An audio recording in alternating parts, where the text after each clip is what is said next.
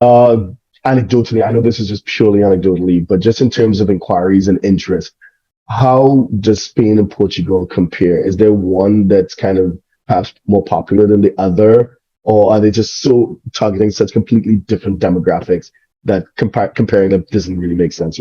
What is your insight? Well, my insight is basically that over Mm, the past few years, it is true that Portugal has been much successful. That is coupled by two things. Of course, I mean, you have the 5 years route to citizenship, and then you have the possibility to obtaining the NHR. So that is quite interesting for certain jurisdictions. However, Spain has always remained very interesting, especially for those who are for Latin America. So basically Mexico, Puerto Rico, down to the South Cone, Equatorial Guinea, Philippines, and then citizens of Portugal, Andorra, and Sephardic Jews. They can apply for citizenship of only after 2 years of effective residence in Spain.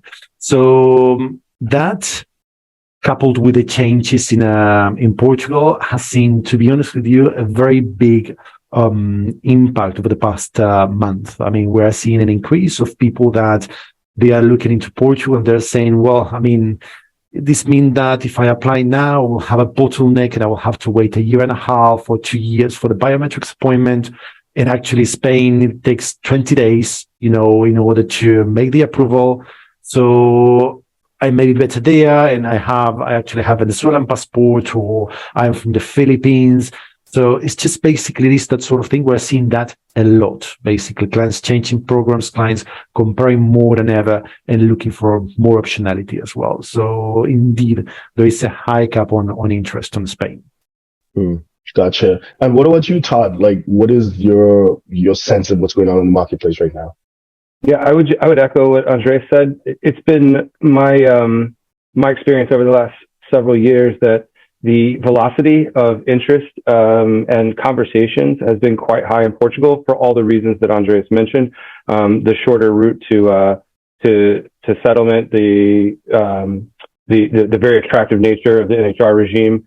But what I've seen is that people that are interested in Spain are interested in Spain. So sometimes that if people are going with their heart, more times than not, they're going to Spain, and they will look past, some of the taxation burden that they might be imposed relative to what they might if they're going to Portugal. But as Andreas very accurately pointed out, when it comes to route for origin, so South Americans. Clearly, Brazilians are going to favor Portugal from a settlement perspective. But when it comes to other South American countries, Spain seems to be a favored destination, clearly with Madrid being a very attractive location within Spain. I think that's a really important point that you mentioned, perhaps just in passing, but I think it's super critical. Our experience as well is that there is a narrative on certain parts of the internet that hey, it's all about zero tax and finding some way to pay no tax. But no, when we deal with clients who are higher income earners, they're looking for lifestyle. And if the cost, they understand from their business people, they're successful. They know that everything comes at a price. So if I want to enjoy a certain lifestyle, I don't want to overpay for it, but I know I need to pay. So yeah, despite noises to the contrary, I think Europe as a whole, but Spain and Portugal in particular, are doing exceptionally well vis-a-vis all the other alternatives out there.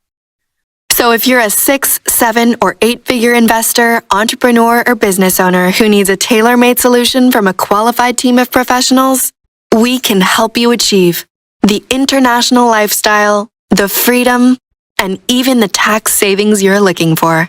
Visit us at htj.tax and live that international life.